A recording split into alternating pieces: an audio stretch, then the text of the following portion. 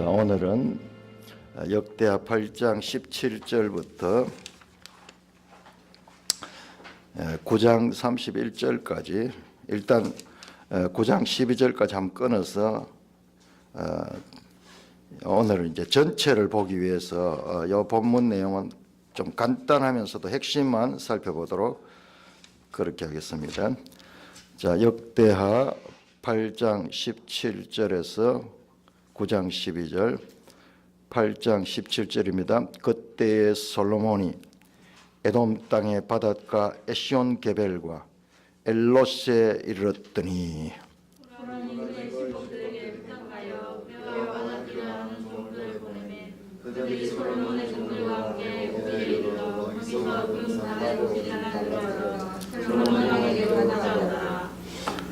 스바 여왕이 솔로몬의 명성을 듣고 와서 어려운 질문으로 솔로몬을 시험하고자 하여 예루살렘에 이르니 매우 많은 시종을 거느리고 향품과 많은 금과 보석을 낙타에 실었더라.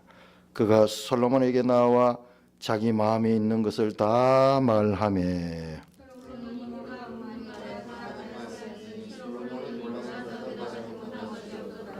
스바 여왕이 솔로몬의 지혜와 그가 건축한 궁과 그의 신하들의 자사와 그의 신하들이 구하는 것과 그들의 공과와 수상관들과 그들의 공복과 여호와의 전야로 영광 주님을 보고 정신이 광활하여 왕께 말하되 내가 내 나라에서 당신의 행위와 당신의 지혜에 대하여 들은 소문이 진실하도다.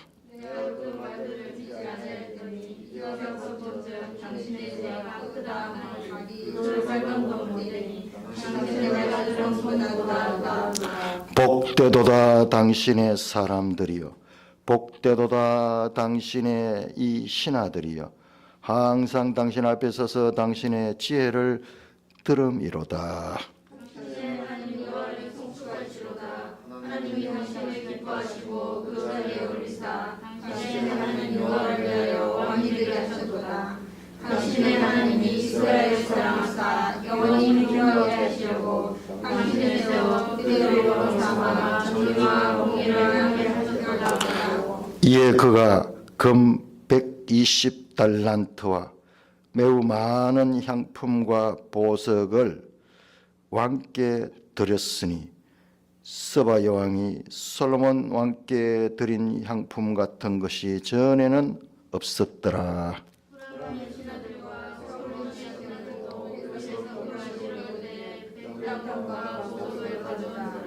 왕이 백단목으로 여호와의 전과 왕궁의 청대를 만들고 또 노래한 자들을 위하여 수금과 비파를 만들었으니 이 같은 것들은 유다 땅에서 전에는 보지 못하였더라.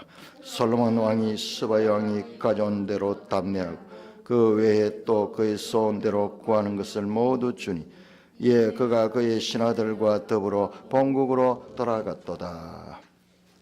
자, 우리 지도 한번 보겠습니다. 이건 지도를 보면은 지도 보지 않으면 이게 막연합니다. 지도 174쪽. 우리 지도책이 얼마나 잘된 책이냐 하는 것을 다시 내가 볼 때마다 감탄하는 거예요. 그 성경 한 장 한 장 순서로 가면서 지금 필요한 지도를 다 만들어 놨는 거예요. 자, 먼저 168쪽을 보시면은 다윗과 솔로몬 시대 이스라엘 왕국, 왕정 시대가 시작되면서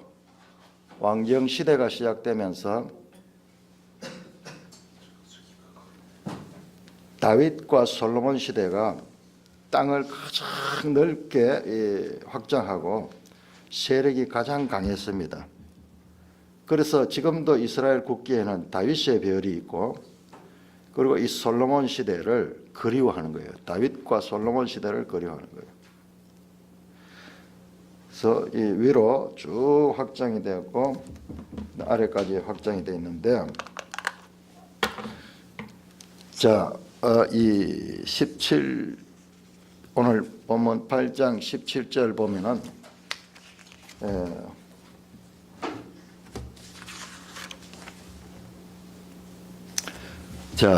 에시온 게벨과 17 에돔 땅의 바닷가 에시온 게벨과 엘롯에 이르렀더니, 자, 에시온 게벨이 어디냐?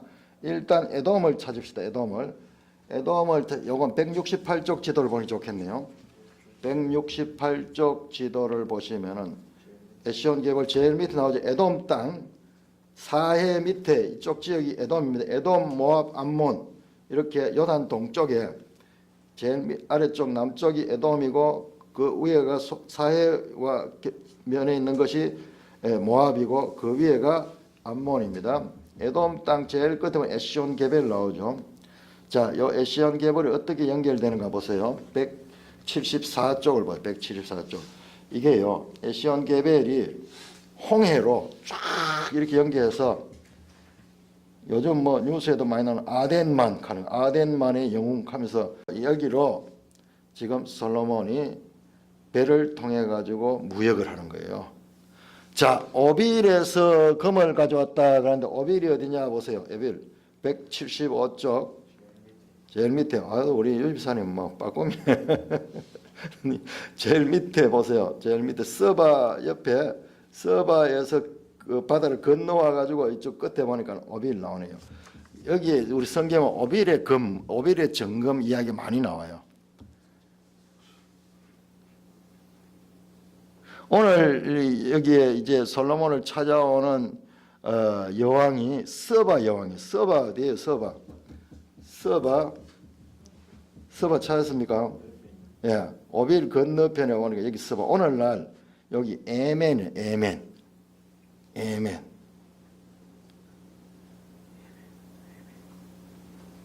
자, 그 위에 보면 메카도 보이네. 메카.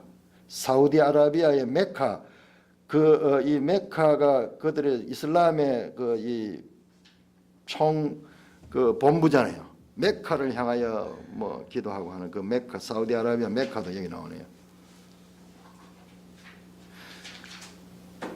그래서 이 서바 이 여왕이 솔로몬을 방문을 합니다. 그래서 우리 성경, 신약 성경은요, 서바 여왕이라는 남방 여왕이 왔다 그래요. 남방이죠. 완전히 남쪽 끝이잖아요. 저 남쪽으로 치면은 저 남방 끝에서 서바에서 소문을 듣고 여기까지 찾아오는데 엄청난 보물들을 가지고 솔로몬을 찾아옵니다. 왜 찾아왔느냐?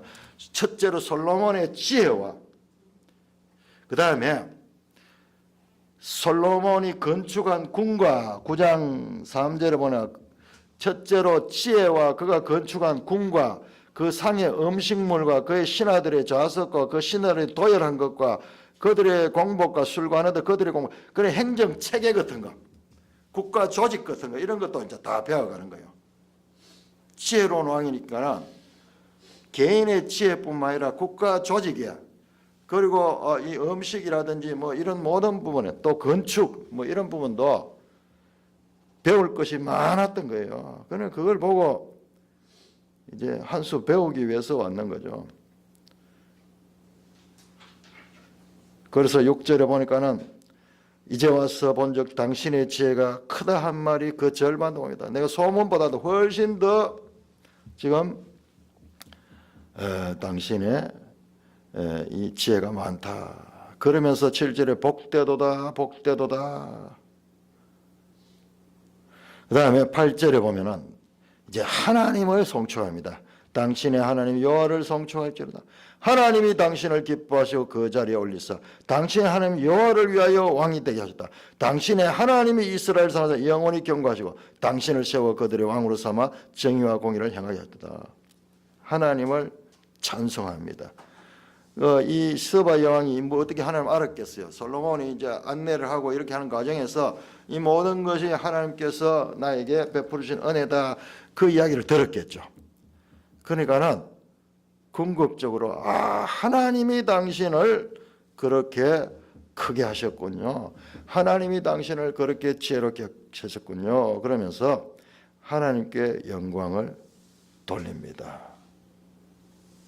스바 여왕이 오면서요 많은 보물을 가져왔어요. 9절에 보면 그가 금 120달란트와 매우 많은 향품과 보석을 왕께 드렸다. 금 120달란트, 무게로 내가 환산해 보면 1달란트가 한 40kg 돼요. 120달란트 4,800kg. 금이 4톤, 약 5톤 가까운 금을 가져왔네. 그리고 아주 이 많은 향품과 보석을 왕께 드렸는데, 스바 왕이 솔로몬께 드린 향품 같은 것은 전에는 없었더라. 정말 값진 향품을 가져왔어요. 이 쪽지에는 이 향품을 아주 귀하게 쓰는 것 같아요. 우리 신약 시대도 보면은 그 이 옥합을 깨뜨려 가지고 나드 향을 드리죠. 엄청난 값이 나가는 그런 그 이 향유 옥합을 깨뜨리는데요. 자, 그런 다음에 10절부터 다시 후람의 신하들과 솔로몬 신하들이 오빌에서 금을 실어 올 때부터 쭉 하면서 다시 이거 지금 무역을 하는데 두로국의 후람의 신하들은 두로와 그리고 솔로몬이 연합해 가지고 합동 무역을 하는데요. 왜 그렇게 하면은 좋으냐 그러면 이 후람의 신하들이 아주 잘하는 게 뭘까요? 후람의 신하들이 잘하는 게 뭘까요? 두로잖아요. 두로가 뭡니까? 페니키아 무역하는데 배를 만들어 가지고 아주 유선형 배를 만들어 가지고 멀리 항해하는데 최고의 항해 기술과 그리고 조선 기술을 가지고 있어요. 그러니까 지금 벌써 솔로몬 때 무역이 좀 바다를 통해 가지고 저 멀리 나자 174쪽 한번 보세요. 174쪽. 우와, 어마어마하게 저쪽 끝까지 지금 저 아프리카 저 끝, 북아프리카 끝, 그 다음에 스페인에 이르기까지 이렇게 지금 무역을 하는 것을 보게 됩니다. 그 당시로서 상상을 초월하는 그런 이 지혜와 그리고 물질적인 그 어떤 풍부함 그런 것들을 우리는 솔로몬 시대를 통해서 알 수가 있습니다. 자, 우리 여기서 왜 역대하에서 솔로몬의 지혜와 물질 주로 이제 금하고 막 보석, 향품 뭐 이런 좀 값비싼 물질을 다루고 있죠.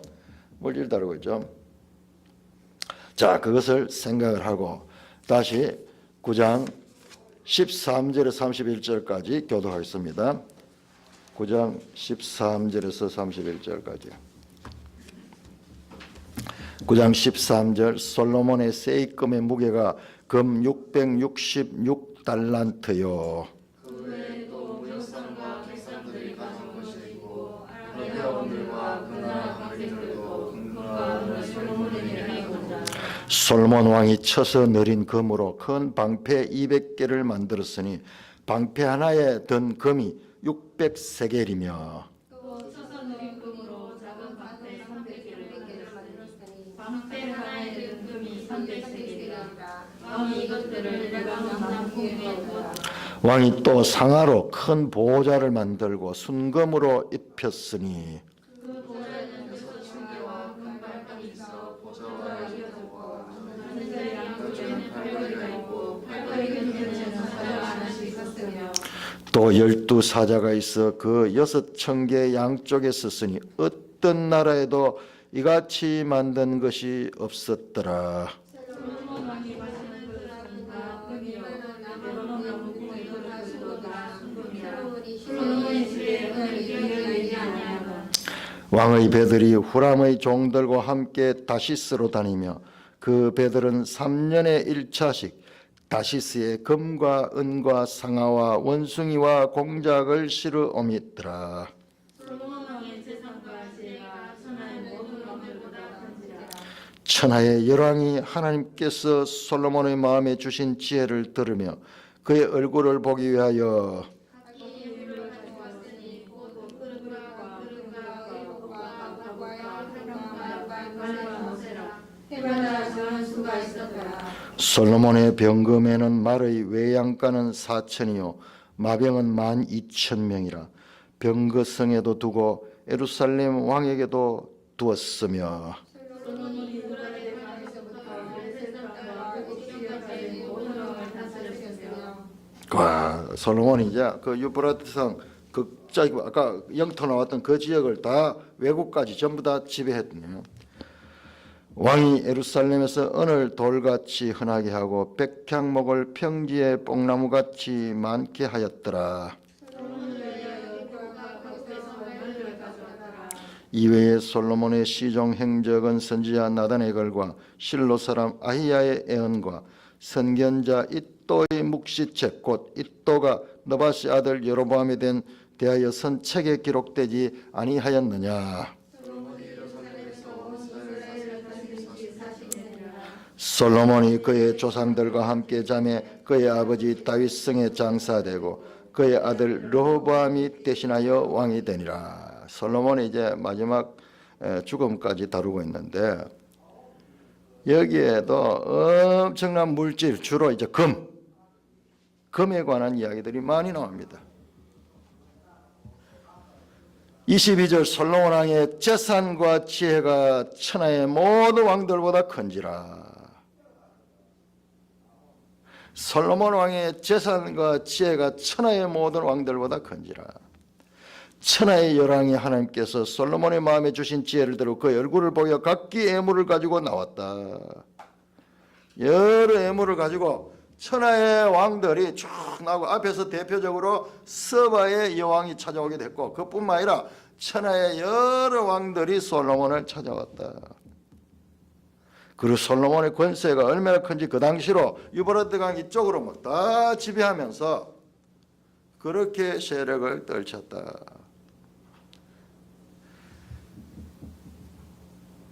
27절 우리 같이 한번 읽읍시다. 27절 시작. 왕이 예루살렘에서 은을 돌같이 흔하게 하고 백향목을 평지에 뽕나무 같게 많게 하였더라. 자, 우리 1장 15절 한번 1장 15절. 1장 15절 시작. 왕이 예루살렘에서 은금을 돌같이 흔하게 하며 백향목을 평지에 뽕나무같이 많게 하였더라. 지금 1장 15절과 이 9장 27절이 지금 딱 같은 말이 딱 처음과 끝을 이루면서 솔로몬의 1장에서 9장까지가 성전 건축과 그 이후의 이유. 지금 여기에 이제 다 나와 있습니다. 이거 좀 이따 보고. 일단 마지막 기사에서 성전 건축을 마치고 솔로몬이 이렇게 지혜가 있었고 그리고 물질적으로 풍부했고 그리고 권력이 강했고 그래서 그야말로 이스라엘의 황금 시대를 이루었는데 질문입니다. 하브라타입니다. 성경에서 왜 이 장면을 솔로몬의 이 장면들을 이렇게 드러내면서 솔로몬을 자세하게 기록하고 있을까요? 질문입니다. 자, 이것을 어떻게 해석하는 구원 계시의 발전성에서 해석을 하세요. 지금 대학원 신문인데 대학원 문제입니다. 신학과 대학원 문제입니다. 자, 솔로몬 기사가 이렇게 자세하게 그리고 주로 이 물질적으로 권력적으로 그야말로 성경 이걸 보니까 야 솔로몬의 복을 주시옵소서 우리가 기도하는 게 이제 이런 것들이 이렇게 솔로몬은 지혜도 있죠 물질도 많죠 그리고 권력도 있죠 모든 것을 다 가진 것인데 성경은 이런 책이 아니었는데 지금 이 부분을 보면 완전 이게 지금 예수 믿고 복 받으라 하는 이 소위 성공주의자들의 가르침과 똑같잖아요. 이 본문을 보면은 야 솔로몬 그치 하나님 순종하고 성전을 지었더니 하나님 복을 줘가지고 이렇게 지혜도 얻고 그다음에 물질도 많이 얻고 명성도 얻고 권력도 얻고 야 그래서 우리가 솔로몬 같이 되게 하여 주시옵소서 그렇게 기도를 많이 하는데 자 그것은 이 본문을 보면 맞는데 전체적인 성경 가르침과는 맞지 않잖아요. 이스라엘 왕으로서 이것이 가지는 것이 꼭 복이 되는 것이 아닌데, 지금 이 기사는 그와 같이 솔로몬의 지혜와 그리고 물질적인 복에 대해서, 권력에 대해서 그렇게 강조하고 있습니다. 자, 여기에 대해서 어떤 의미를 이것이 가질까? 예수 잘 믿는 건 마찬가지네요. 똑같네요. 다른 종교하고 다를 바 어디 있어요? 솔로몬 같이 이렇게 되는 것이죠. 잘 믿고 순종하고 복을 받아서 장수하고 권력도 40년 동안 가졌고, 뭐 여기는 안 나왔지만 처첩도 많고 그야말로 가질 것 다 가지고 지혜도 다 가졌어요. 이 솔로몬의 이 물질적인 그리고 정신적인 이와 같은 성공, 이것이 가리키고 있는 것이 무엇일까요? 이거 말을 할 수 없으면요, 성경 읽으면서 답이 안 나와요. 그러니까 우리가 이 소위 축복주의, 솔로몬같이 하여 주시옵소서, 우리도 솔로몬같이 하여 주시옵소서, 이렇게 기도하는 것들이 지금 이런 기사를 보면 그게 맞잖아요. 맞잖아요. 구원 계시의 발전성에서 여러분들 한번 말씀해 보세요.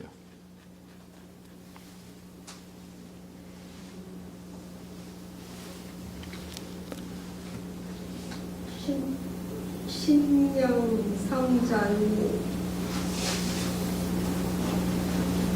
일단 은혜 보이는 성전이잖아요. 네. 그래서 신령 성전이 우리 안에 이것을 솔로몬이 구한 게 지혜를 구해서 하나님의 백성을 다스리는 지혜를 구했을 뿐이지 다른 건 더해진 거거든요. 네. 더해진 건데 신령 성전을 이루어가면은 우리가 물질을 구하고 이러는 거에 집중하지 않고 신령 성전이 더하여 주신다. 제대로만, 그러니까 저는 이 성경을 이 전체를 이제 제대로 모르지만 배워가면서 느낀 이 원리대로 살면요, 그거는 지대로 올 거라, 지대로 되는 거라고 생각이 들어요. 근데 이런 원리대로 못 살면서 향할 뿐이거든요. 향하는 생각만 조금만 가져도 그나마 약간의 그 세상적인 영적인 것에 어느 정도 느끼고 알아가면 우리가 삶이 여기 가깝다고 자꾸 살려고 하잖아요. 그러면 내가 실질적으로 그걸 구하지 않아도 그런 환경이 조성될 수 있겠다는 이런 생각을 그 말씀도 일리가 있는 것이, 소위 이제 기독교가 들어간 나라들이 다 부강해졌거든요. 실제 물질적인 복도 받았거든요. 그런데 그런 요소도 있습니다. 또 다른 분들, 또 구원 계시의 발전성 그 차원에서, 그러니까 우리 매일 성경 해설을요, 여러분들이 보고는 해설 먼저 보시면 안 되고 본문을 다 읽고 나중에 해설을 한번 보세요. 이 해설은 그냥 해설이 아니고 가장 바른 성경 신학적인 해석을 따라갑니다. 그래서 제가 우리 딴 책을 안 하는 거예요. 여기 나오는 여기 해설한 분들은 보통 성경 신학을 공부했는 분들이 아니고 이 해설을 할 적에 책을 많이 참조합니다. 건전한 주석들을 많이 참고해가지고 그렇게 나와요. 자, 또 다른 분들. 예? 예? 어떤 부분에서요?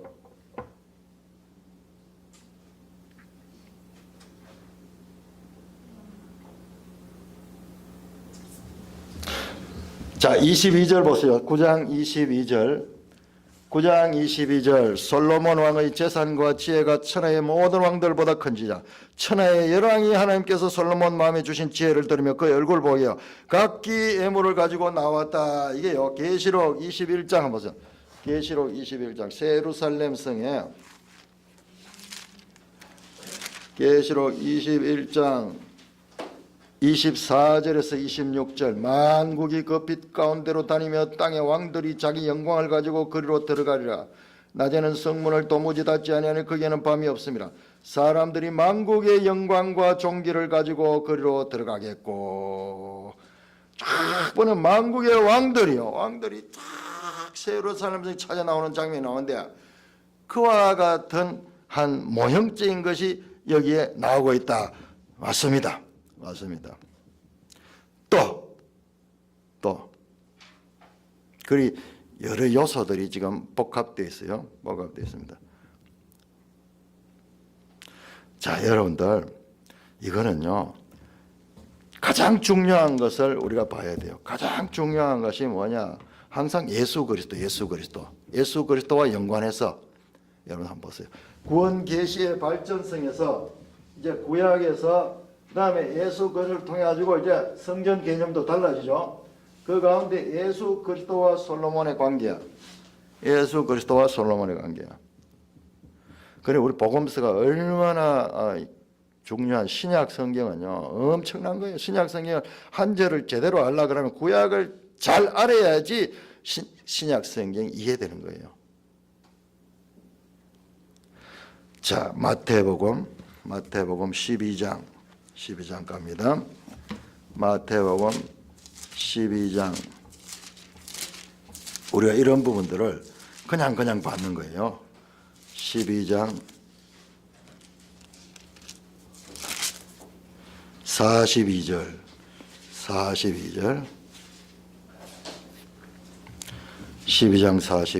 같이 읽습니다. 시작. 심판 때에 남방 여왕이 일어나 이 세대 사람을 정죄하리니 이는 그가 솔로몬의 지혜로운 말을 들으려고 땅끝에서 왔음거니와 솔로몬보다 더 큰 이가 여기 있느니라.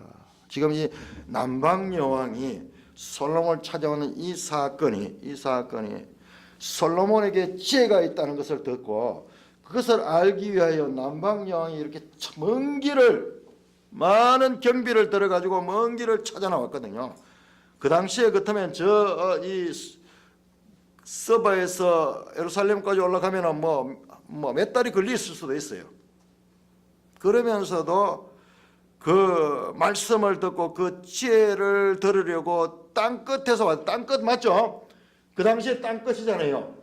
보니까는 이 아라비아 반도 저 땅끝에서부터 그렇게 왔는 거예요. 이거 보세요. 단어 하나도 안 보세요. 그냥 나오는가. 우리가 이 지도를 확인해서 보니까는 예수님의 이 말씀 하나가 얼마나 정확한지 몰라요. 그런데 이런 지도가 없을 때 지금 이 말씀하는 2000년 전에 이 말씀하는 거예요. 그래서 나중에 막 지도를 해가지고 연구를 해보면 이게 말씀이 딱 맞아 들어가는 거예요. 땅끝에서 서바 여왕이 솔로몬의 지혜로운 말을 듣기 위해서 찾아왔던 그 열심. 그런데 예수님이 이 땅에 오신데도 불구하고 그런 열심조차도 없는 거예요. 오히려 예수님을 배척하는. 그래서 지금 예수님 말씀하는 거예요.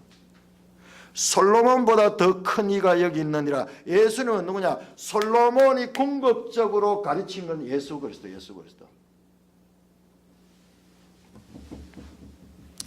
예수 그리스도. 그러니까 여기에 눈에 보이는 물질적인 부, 권력, 그리고 이 지혜, 그리고 유명한 모든 것들, 세상에서 가질 수 있는 이 현실 세계에서 가질 수 있는 모든 좋은 것들을 구약은 가시적인 거죠. 가시적인 거, 건축물, 보이는 것, 그리고 실제로 만져지는 세속적인 그와 같은 것들을 다 가진 솔로몬은 결과적으로 뭐냐? 예수님을 소개하기 위한 그와 같은 구원 계시의 발전 과정의 한 모델인 거예요. 이거를 못 보면은 뭐 기독교도 똑같네. 믿고 복 많이 받고 이래가지고 권력 누리고 이걸 추구하는 거구나. 구원 계시의 발전성으로 보라 그랬잖아요. 어느 한 부분을 딱 찍어 보지 말고 이것이 궁극적으로 향하고 있는 것이 무엇인가? 솔로몬만 보게 되면 정말 그 말이 맞아요. 그런데 성경은 솔로몬을 이야기하기 위한 것이 아니잖아요. 성경은 누구냐? 예수 그리스도에 대해서 말씀하는 거예요. 우리가 이거를 놓치면 안 되는 거예요. 솔로몬 죽잖아요. 나중에 솔로몬 죽고, 그리고 솔로몬 이후에 왕은 나라는 땅은 두 갈래로 갈라지고, 그리고 많은 문제들이 생기다가 결국 이스라엘은 멸망합니다. 자, 그래서 제가 지난주부터 이번에 역대하라면서 여러분들에게 말씀하는 구원 계시의 발전성, 그리고 성전이 중요하다 이야기하잖아요. 성전. 솔로몬 성전도 궁극적 목적이 아니잖아요. 이게 지금 나중에 586년 파괴되잖아요. 지금 이것들은 다 궁극적인 것을 알려러 가는 그와 같은 과정이지 이 자체가 목적이 아니에요.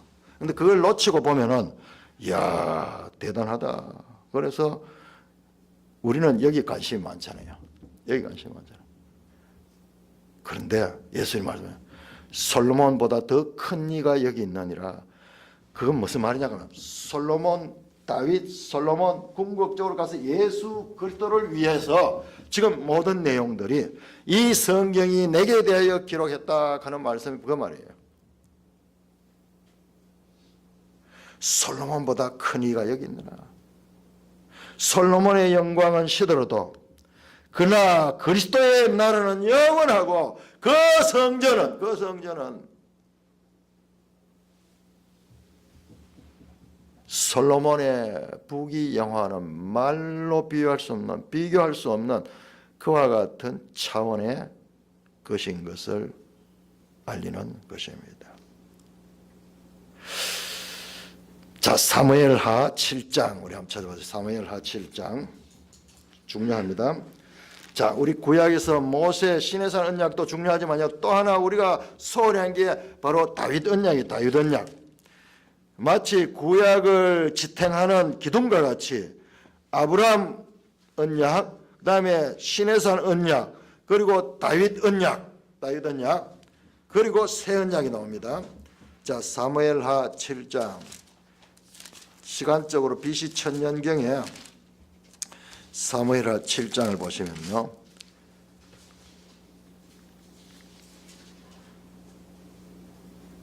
12절, 7장 12절, 7장 이게 지금 다윗 언약이거든요.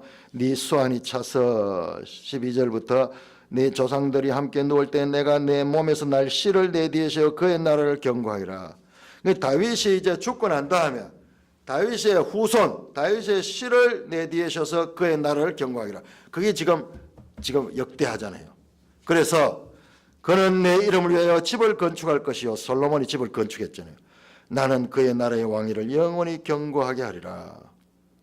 자, 이 말은요, 솔로몬이 집을 건축한 거 맞지만은요, 그러나 이것은 반텀이에요, 반텀. 그러네, 그의 왕위가 영원히 경고해졌습니까? 아니잖아요. 망했잖아요. 다윗 후손으로 이루어진 유다 왕조가 망했잖아요. 이 말은 부분적으로 솔로몬에 맞지만은요, 그러나 온전한 것이 아니에요. 자, 여기서 말하는 다윗의 후손 1차적 솔로몬 맞습니다. 그러나 솔로몬이 답이 아니에요. 솔로몬은 과정이고 궁극적으로는 다윗의 후손 예수여, 다윗의 후손 예수여, 나를 불쌍히 여기소서. 신약에서 나오는 거예요. 신약에서. 자, 그리고 11절 봐. 11절 7장 11절. 그런데 다윗이 지금 하나님의 집을 세우려고 하는데 하나님 말씀하기에 네가 어떻게 내 집을 지을 수 있느냐, 사람 손으로 어떻게 내 집을 지을 수 있나, 이 천지가 다 내 보자고, 그리고 이 땅 전체가 나의 발등상인데 어떻게 네가 나를 집을 지을 수 있느냐, 그렇게 이야기하면서요, 집을 짓고자 하는 다윗에게 11절 끝에 한번 보세요. 여호와가 너를 위하여 집을 짓는다는 말이 나와요. 와, 우리가 이런 부분을 놓쳐버린 거예요. 여호와가 너를 위하여 집을 짓는다. 다윗의 후손이 성전을 건축해서 솔로몬이 건축했습니다. 그런데 그 건축물은 영원한 건축이 아니었어요. 파괴됐습니다. 멸망했습니다. 여호와가 너를 위하여 짓는 집이 있어요. 이게 바로 예수 그리스도입니다. 예수 그리스도. 이 성전을 헐라 사흘 만에 내가 세우리라. 이 성전이 돌 하나도 도리에 남지 않고 다 무너지리라. 사흘 만에 내가 세우리라. 그러면서 새 성전 개념을 예수님께서 제시하십니다. 그것이 바로 여호와가 짓는 집이에요. 여호와가 짓는 집입니다. 그리고 그 새 성전 개념은 이제 믿는 자들에게 이어집니다. 너희가 하나님의 성전인과 성령이 너희 가운데 거하는 것을 알지 못하느냐. 이렇게 예수 그리스도를 지나면서 이 성전은 눈에 보이는 건물 성전이 아닌 그와 같이 하나님이 거하는 성전으로 그렇게 바뀝니다. 자, 우리가 구원 계시의 발전성 과정에서 본문을 봐야만 될 이유를 다시 한번 정리를 해보겠습니다. 자, 여기 보시면은 이게 1장에서 9장입니다. 1장에서 9장. 자, 역대하 1장에서 9장이 무슨 내용인가? 지금 마지막 오늘 봤죠? 솔로몬의 부와 지혜. 그리고 제일 끝에 이제 말거리하는 내용이 나오는데 이게 우리는 지금 한 장 한 장 읽으면서 그 내용들을 봤지만 이걸 전체적으로 보다 보면은 이런 구조가 나와요. 똑같이 되어 있습니다. 아까 봤죠? 1장 15절에 은과 백향목이 돌처럼 흔하게 많았더라. 마지막에도 그렇게 나왔죠. 그 다음에 2장에 이방인들이 나오고요. 이방인들이 이 솔로몬을 인정하는 이야기 나와요. 지금 봤잖아요. 이방인들이 인정하죠. 저 서바의 여왕이 와서 솔로몬의 지혜를 인정하고 그의 이 나라의 그 이 모든 제도나 이런 것들을 인정하는 내용이 나오잖아요. 자, 그리고 후람과의 교역 나오죠. 무역했던 이야기 나오죠. 두로 왕 후람과 같이 연합해가지고 교역 나오죠. 여기도 보면 후람과의 거래하는 내용이 나옵니다. 성전을 짓는데 거기서 백향목과 건축 재료들을 보내주고 여기서는 농산물을 보내주고 그렇게 하는 거래가 나와요. 자, C는 성전 건축과 이방인 노동자에 대해서 쭉 나옵니다. 이방인 노동자들이 성전을 건축했다는 이야기가 여기 확실하게 나옵니다. 마찬가지로 C-에 보니까는 성전 건축 말고 다른 건축과 그 다음에 이방인 노동자는 자 8장 한번 찾아보세요. 8장 1절에서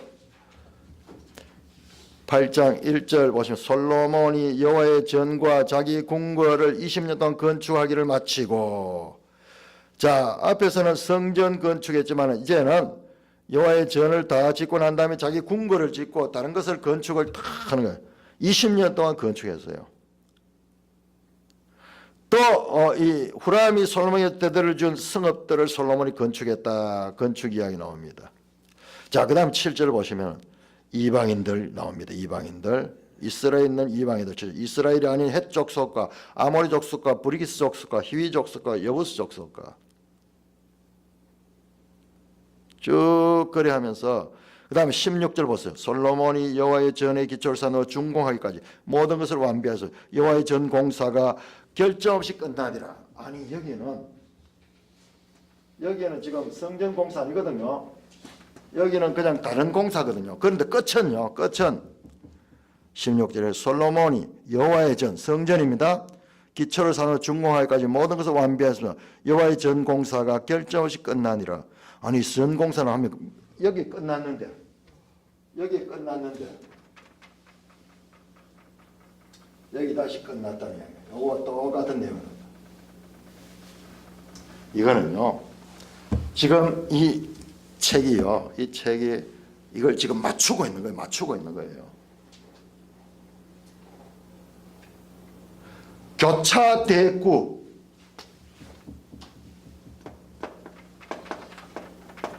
자, 이거 우리가 성경을 이제 제대로 알기 위해서는 이것을 모르고는 깊이 알 수가 없어요. 우리가 시편하면서 계속 이걸 봤잖아요.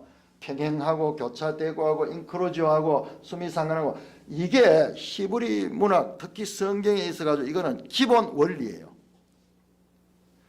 그러니까 저 헬라적인 사상처럼 논리적으로 이렇게 가는 것이 아니고 이 구조를 통해서 말씀하는 거예요.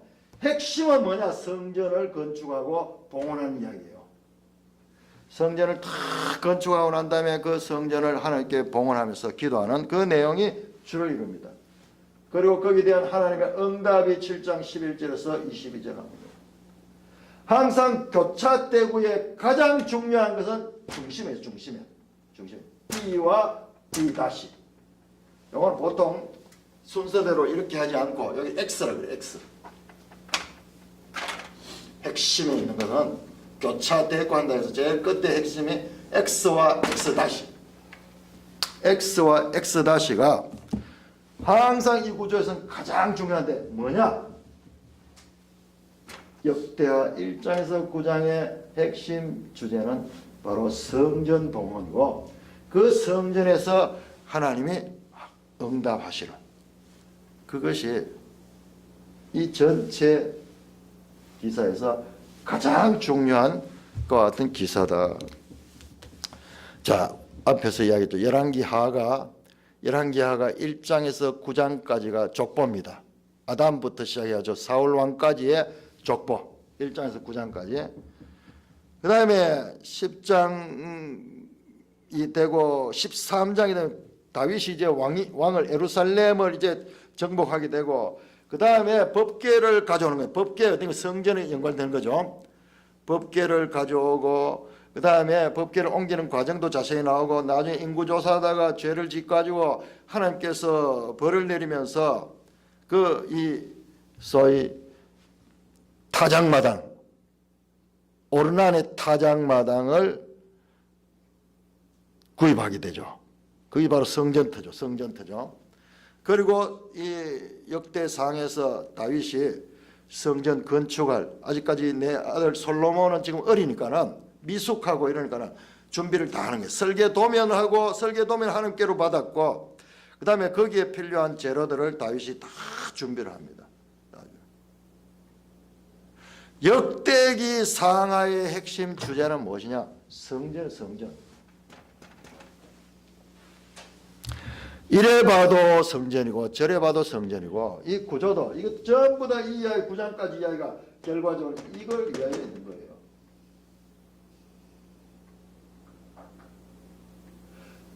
자, 역대기가 구약 성경의 마지막 책이라고 했죠. 히브리 성경에서 구약 성경의 마지막 책이라고 그랬죠. 그러니까 더더욱이 중요한 거예요. 앞에서 있던 창세기부터 나왔던 창세기, 출애굽기, 민수기, 그 다음에 저기 여호수아서, 그리고 사사기, 그리고 열왕기, 사무엘 상하, 그 다음에 열왕기를 거쳤던 이 전부 역사서, 이스라엘 구약의 역사서 전체를 다시 처음부터 대란어 역대기가 다 담고 있잖아요. 그러니까 구약 성경 역사서의 모든 내용을 압축한 것이 지금 역대기인데 역대기의 핵심 주제는 뭐냐? 성전.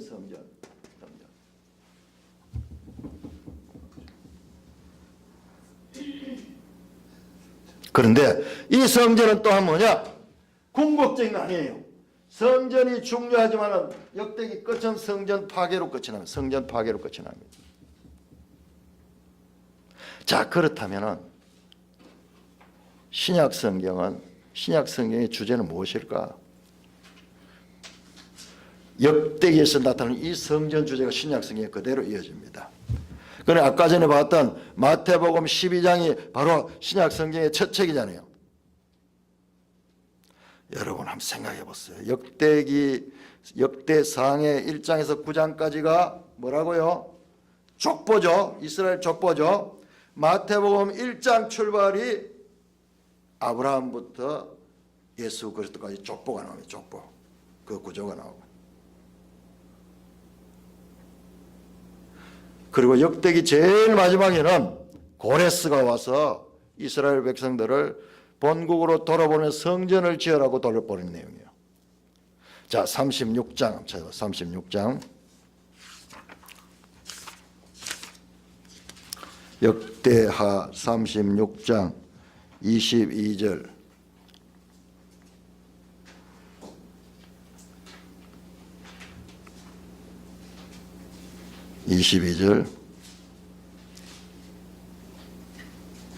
바사 왕 고레스는 전혀 23절. 바사 왕 고레스가 이렇지 마루나 하늘의 신 여호와께서 내게 세상 만국을 내게 주셨고 나에게 명령하여 유다와 예루살렘의 성전을 건축하여 너희 중에 백성자는 따올라서 가서 마루 성전 건축하라고 돌려보낸 거예요. 자, 마태복음 28장 보세요. 마태복음 28장.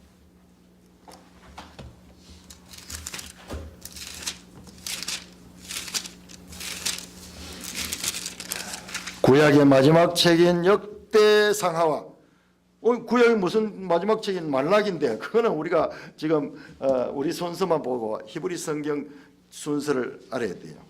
제가 하잖아요. 우리 성경 구약 성경의 구조는 70인경의 구조를 따르고 있는데 이것도 하나님이 영감됐어요.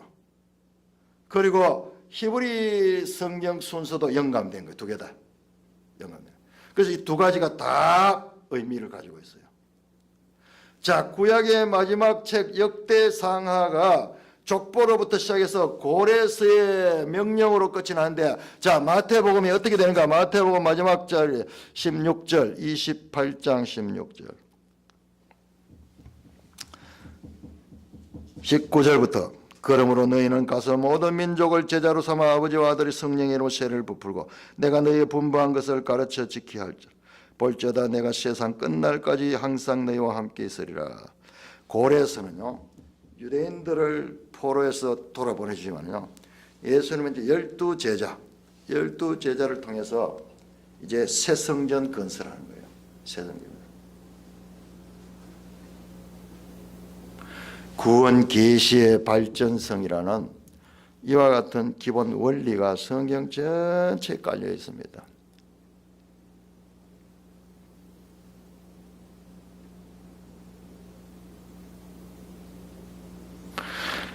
세상 끝날까지 너희와 함께 있으리라 하니라. 역대하 36장 마지막에 너희 하나님 여호와께서 함께 하시기를 원하노라. 둘 다 임마누엘 강의 일마누엘. 여러분, 고레스가 누군지 아세요? 고레스가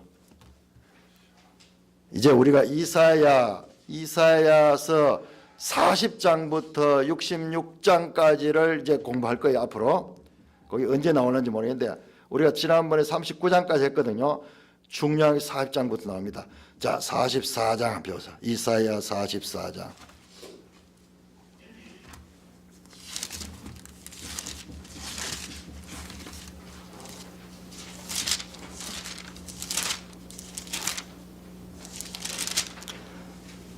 이사야 44장 28절 같이 읽습니다. 시작. 고레스에 대하여 이르기를 내 목자라 그가 나의 모든 기쁨을 성취하리라 하며 예루살렘에 대하여 이르기는 중건되리라 하며 성전에 대하여는 내 기초가 놓여지리라 하는 자라. 고레스가 누구라고요? 고레스는 내 목자고 45장 1절부터 45장 여호와께서 그의 기름 부음을 받은 고레스에 같이 메시아예요. 기름 부음을 받은 자가 메시아잖아요. 고레스는 메시아예요. 메시아. 너무 놀랍잖아요. 이방의 왕이 어떻게 메시아가 되는가? 이건 완전 난해 구절이에요. 난해 구절. 그런데 구원 계시의 발전성으로 보니까는 고레스가 바로 예수 그리스도의 모형이에요. 메시아의 모형 역할을 하는 거예요. 천하 만국을 다스리는 그 왕적인 권위를 가지고 지금 예수님이 하늘과 땅의 권세를 내가 받았다. 그러면서 12제자를 보내면서 너희가 가서 복음을 전한 거예요. 마치 구약의 이스라엘 포로들이 돌아가서 성전을 건축하듯이 이제 제자들이 가서 복음을 전하고 예수 그리스도를 받아들이고 성령을 받는 자, 성령을 믿음으로 받는 자들은 성전들. 구약의 고정식 건물 성전 건축이 이렇게 중요하게 가르쳤던 이것이 신약에 와서 예수 그리스도를 통해서 이제 교회로 연결되는 그와 같은 위대한 구속의 드라마가 이 속에 담겨 있는 것입니다.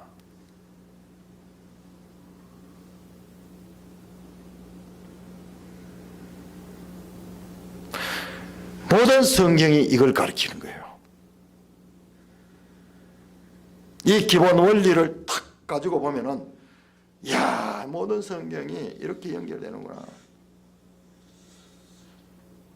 그리고 궁극적으로는 바로 새 예루살렘 성으로 들어가는 거예요. 새 예루살렘 성으로 들어가는 거예요. 구약 성경에서 이렇게 중요시하는 성전, 그럴 정도도 하나님께서 오늘 교회를 그렇게 중요하게 보고 교회된 우리 한 사람 한 사람의 성전을 그렇게 귀하게 보는. 그러므로 자, 그런 심정을 가지고 우리가 고린도후서를 다시 한번 봅시다. 고린도후서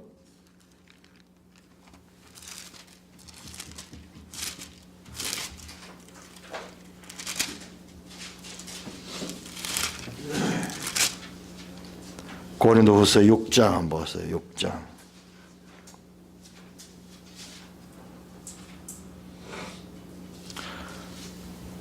6장 16절부터 7장 1절까지 6장 16절부터 7장 1절 교독하겠습니다. 하나님의 성전과 우상이 어찌 일치가 되리요? 우리는 살아계신 하나님의 성전이라. 이와 같이 하나님께서 이르시되 내가 그들 가운데 거하며 두루 행하여 나는 그들의 하나님이 되고 그들은 나의 백성이 되리라.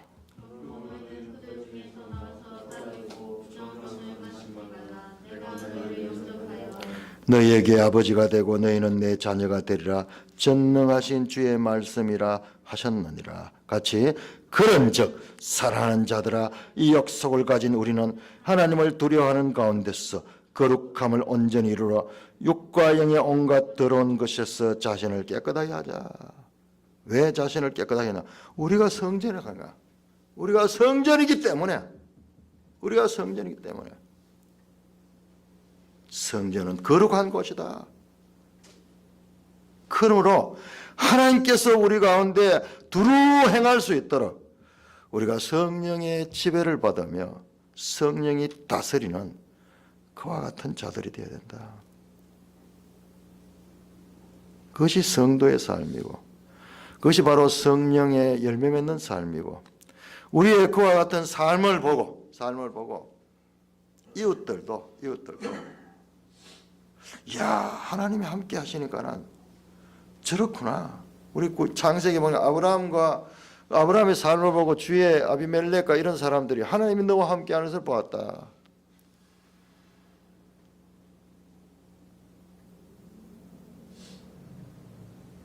우리가 하나님이 두루 행할 수 있는, 지금 예수님께서 제자를 보는 거는 지금 가서 유대인들이 포로에서 돌아가서 스룹바벨 성전을 지었듯이 이제 유대인을 상징하는 12명의 제자들이 교회의 기초를 놓잖아요.